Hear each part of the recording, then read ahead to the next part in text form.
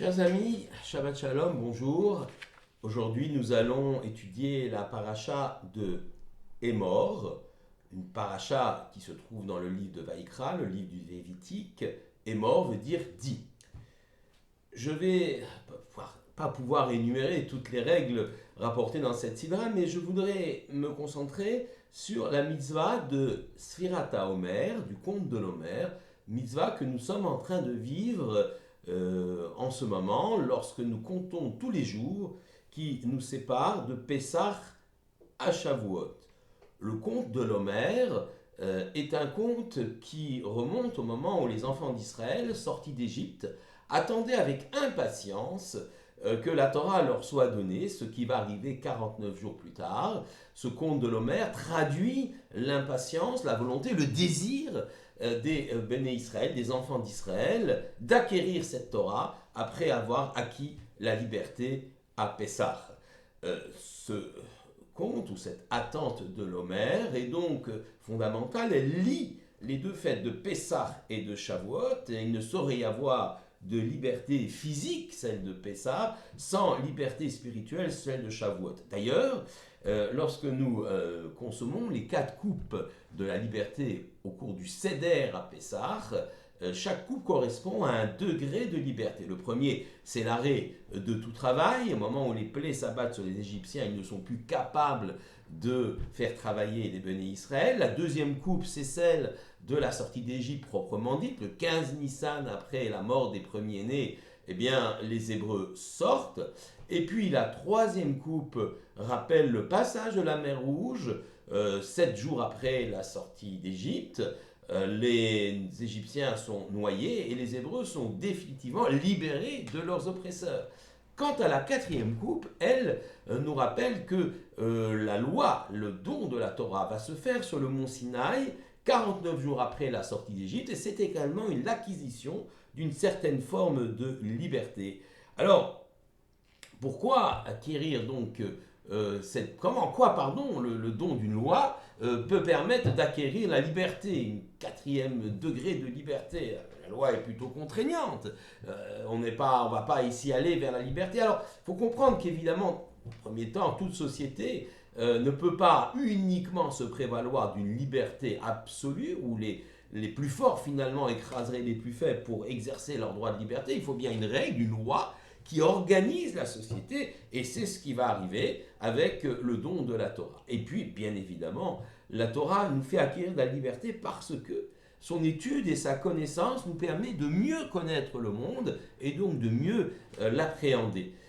Nous imaginons, donnons l'image par exemple d'une personne qui serait perdue dans la campagne ou dans la forêt et qui aurait 2 chemins devant lui à choisir. Évidemment, il est libre, il peut prendre le chemin qu'il veut, mais il ne sait pas où vont ces 2 chemins, il n'en a aucune idée. Et donc, est-ce là vraiment une liberté que de choisir simplement au hasard? Ce n'est pas du tout une liberté. Par contre, s'il y a à proximité une colline, une montagne sur laquelle il peut monter pour voir où vont les 2 chemins, certes, il ne verra peut-être pas l'aboutissement des 2 chemins, mais il verra au moins dans quelle direction l'un des 2 chemins va le mener, et l'autre aussi, et donc il choisira en toute connaissance de cause. Eh bien, c'est la même chose dans le cas de l'acquisition, de l'étude de la Torah. Elle nous permet de nous élever, de nous grandir et finalement d'avoir une vision plus intelligente, plus compréhensible du monde dans lequel nous sommes, afin de choisir le meilleur chemin pour nous construire et construire notre propre famille. Alors voilà un petit peu comment il faut comprendre cette période entre Pessah et Shavuot. Mais revenons, on a parlé de compte, donc on compte les jours effectivement qui nous séparent du Matan Torah, mais on parle de compte de l'Omer. Alors il faut définir ce qu'est l'Omer. Le verset nous dit: parle aux enfants d'Israël quand vous apporterez l'Omer, prémisse de votre moisson. Nous sommes au chapitre 23, verset 10. Le Omer est donc une mesure d'orge qui était amenée le soir la première, donc le soir du deuxième jour de Pessah, en offrande au temple de Jérusalem. Cette mitzvah ne peut plus aujourd'hui s'accomplir en l'absence du temple de Jérusalem. Mais une autre mitzvah qui lui est liée s'accomplit toujours, celle dont nous avons parlé, celle du conte de l'Omer, qui sépare, Pessah de Shavuot. La Sfirat HaOmer, et nous l'avons expliqué, témoigne donc d'une volonté de progression spirituelle depuis le soir de la sortie d'Égypte, libération physique, jusqu'à celle du don de la loi. Le Midrash Vaikra Rabbah, chapitre 28, verset 6, nous dit « C'est pas le mérite de l'offrande de l'Omer que Abraham a fait hériter à ses enfants la terre d'Israël. Comme il est dit, je te donnerai à ta descendance après toi, car tu as gardé mon alliance. » Il y a donc finalement une importance majeure dans cette offrande de l'Omer, et bien sûr dans le compte de l'Omer qui lui est lié. Je rappelle donc qu'on offrait cette mesure d'orge au temple de Jérusalem le deuxième soir de Pessah. Quelle est donc cette mitzvah de l'offrande de l'Omer? À quoi correspond-elle? D'abord, il faut comprendre que la mitzvah de l'Omer permettait de consommer la nouvelle récolte. C'est ce qu'on appelle le Issur Chadash, l'interdiction du Chadash, l'interdiction de quelque chose, d'une nouvelle récolte, d'un céréal nouveau. Les céréales qui ont été ensemencées avant Pessah et qui poussent après, ou juste avant Pessah, ne peuvent être consommées tant qu'on n'a pas apporté l'offrande de l'Omer, c'est-à-dire le 16 Nissan. Et pour nous qui n'avons plus de temple de Jérusalem, on devra attendre le 17 Nissan pour consommer donc les céréales de cette nouvelle récolte. C'est ce qu'on appelle l'Issur Chadash, l'interdiction du Chadash, qui est encore en vigueur d'ailleurs aujourd'hui. Donc ça, c'est la première idée.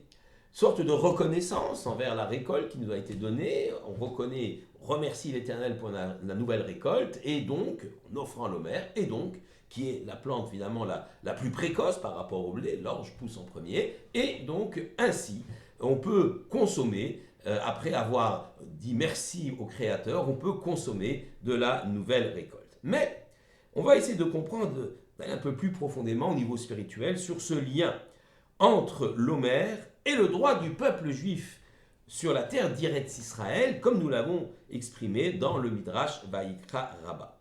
Le Rav Zevin, Shlomo Yosef Zevin, va nous aider à comprendre cela. L'Omer est une mesure d'orge. Cette céréale est plutôt destinée aux animaux, alors que le blé plus noble est la base de l'alimentation humaine. L'homme, de par son corps, de par sa biologie, est classé dans le monde animal. Son désir est identique, son désir de nourriture ou de se reproduire finalement, quelque part, est identique à celui des autres animaux. À tel point que le premier homme, Adam, demande au Créateur, « Et quoi, moi et l'animal, nous allons manger dans la même auge ?» Cette question est rapportée par la Gemara de Psachim 118a. Donc, en fait, apporter une mesure d'orge au temple de Jérusalem, c'est d'abord prendre conscience que l'homme, s'il ne fait rien, s'il reste un consommateur, eh bien, est tout à fait au niveau de l'animal. Il est au niveau de l'animal de par sa biologie, de par ses passions ou de par ses hormones.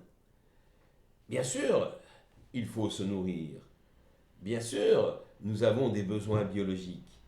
Mais la supériorité de l'homme sur l'animal réside dans le fait qu'il est capable d'élever sa nourriture du niveau animal au niveau humain. En effet, l'homme respectueux des lois de la Torah va aborder son alimentation et va faire de ce geste naturel, biologique, de ce besoin, finalement, un moyen pour se grandir spirituellement. Par le fait tout d'abord qu'il va chercher à acquérir cette nourriture de façon honnête. Il a donc effectivement un comportement humain, conformément aux règles de la Torah, un comportement de droiture, un comportement moral dans l'acquisition des biens qui lui permettront de vivre, de survivre. Et puis, il va sélectionner sa nourriture, ne consommant que des aliments cachers. Là aussi, il va accéder à un certain degré de sainteté en introduisant dans son corps des aliments prescrits par la Torah, prescrits par le Tout-Puissant, qui ne vont pas abîmer quelque part son âme. Et puis enfin, il va prononcer des bénédictions avant de manger et en remercier le Créateur après avoir mangé le Birkat Hamazon. Là aussi, il va prendre un recul vis-à-vis de la nourriture, il va pas se jeter tout de suite sur la nourriture pour assouvir sa faim ou sa soif, mais il va d'abord prononcer une bénédiction montrant que tout cela appartient à l'Éternel, qu'il n'est ici que gestionnaire de ce monde, et par le fait d'invoquer le Tout-Puissant avant de manger, il va lui-même se grandir spirituellement, et également lorsqu'il va le remercier au moment du Birkat Hamazon, où il est rassasié, il va encore une fois remercier par un long texte dont la prescription nous vient directement de la Torah. Il va remercier le Créateur. Dans le désert, les Hébreux recevaient de la manne, cette nourriture miraculeuse, toute spirituelle, qui nous venait du ciel. Et évidemment, en entrant sur la terre d'Israël avec Josué, les Hébreux doivent alors se mettre à cultiver la terre, donc à la labourer, la semer, la moissonner, et donc s'investir dans les travaux agricoles, ce qu'ils ne faisaient pas dans le désert. Bien entendu, tout ce labeur doit se faire dans le respect des commandements, des mitzvot, et elles sont fort nombreuses, attachées à cette agriculture.